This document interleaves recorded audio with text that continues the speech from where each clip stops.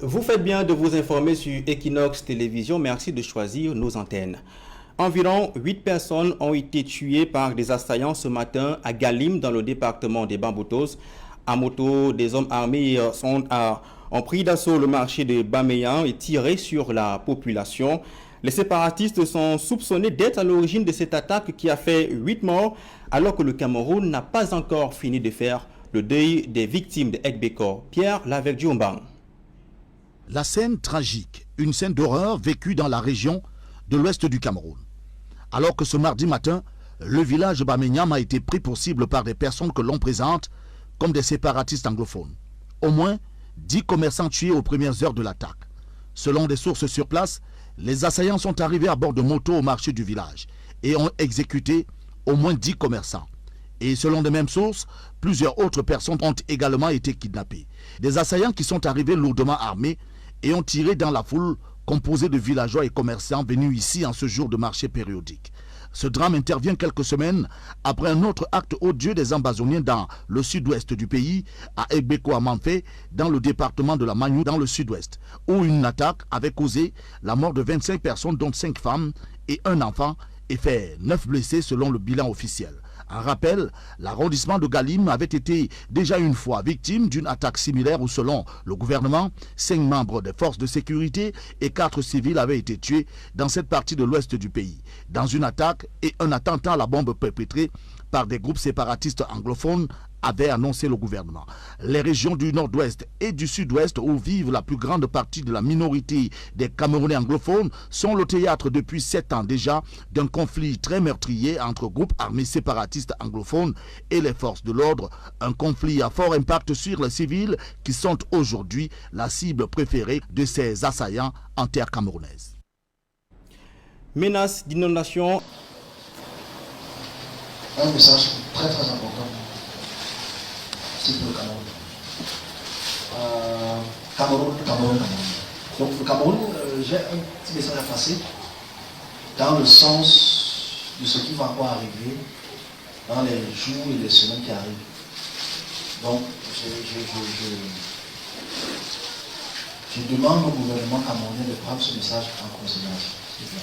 Parce que le rôle que nous avons en tant qu'Église, l'institution spirituelle, c'est de prévenir la nation de ce que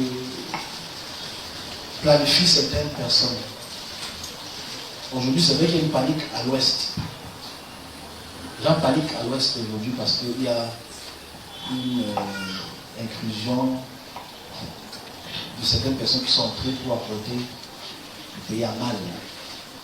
Donc je vais passer par là parce que c'est un message qui est très important. Il y a même mode opératoire. En 2018, j'ai expliqué que je vois comment le peuple anglophone, parce que pas les autres anglophone, le peuple anglophone traverse le Congo et commence à agir. Traverse, c'est-à-dire, ils vont plus seulement frapper dans les régions anglophones, mais ils traversent. Ça, c'est en 2018. Je répétais beaucoup d'autres actions dans ce sens-là. Je pense que ce qui s'est passé il y a une dizaine de jours à l'ouest n'est qu'une introduction à ce qui va encore arriver. Et je pense que l'année passée, j'ai envoyé le message, j'ai envoyé ce courrier à certaines personnes qui ont une certaine connexion au gouvernement, pour expliquer que je vois que les régions de Banjul vont être attaquées. Bon, je pense qu'il y a quelques jours ça arrive, mais on a envoyé une lettre. On envoie une lettre dans ce sens-là pour demander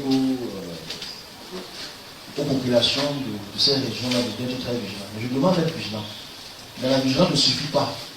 Parce qu'ils sont là-bas, ils n'ont pas de faire des choses. Que ce soit ça, que ce soit les kidnappings, que ce soit les autres modes opératoires qu'ils ont utilisés pour déstabiliser le pays, je pense qu'on a pu exprimer cela.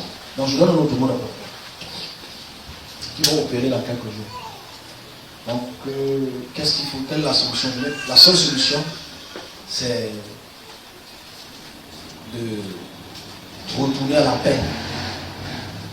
Et la paix, ce n'est pas une question de prière, La paix, c'est une question de dialogue. J'ai vu des groupes de 2 et de 3 entrer dans les institutions, entrer dans les maisons avec des armes automatiques et des machettes,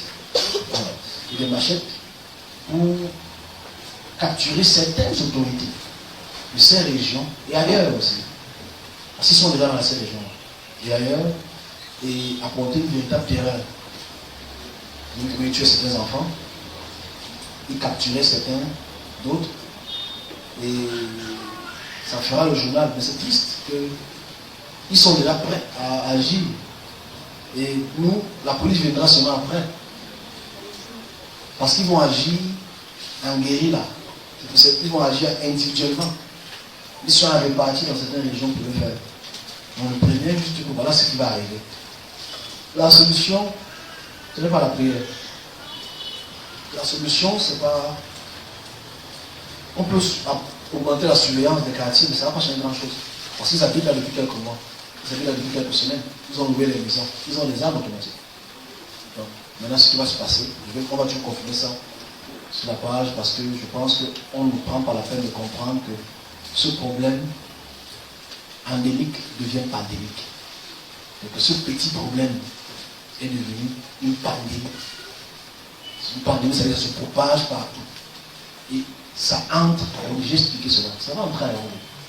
Ça y est entré, ça a fait quelques dégâts en 2019-2020, mais ça va encore vraiment entrer à l'eau. Et juste parce que les gens ne veulent pas absolument opérer comme Dieu demande qu'ils le fassent pour la réconciliation. Parce que ceux qu'on envoie pour la réconciliation ne peuvent pas réconcilier, parce qu'ils n'ont pas les outils de réconciliation. Là, il y a un problème. Il y a beaucoup d'intérêts autour, les intérêts de vente d'âmes et de reste, c'est un fait. Triste. Ok.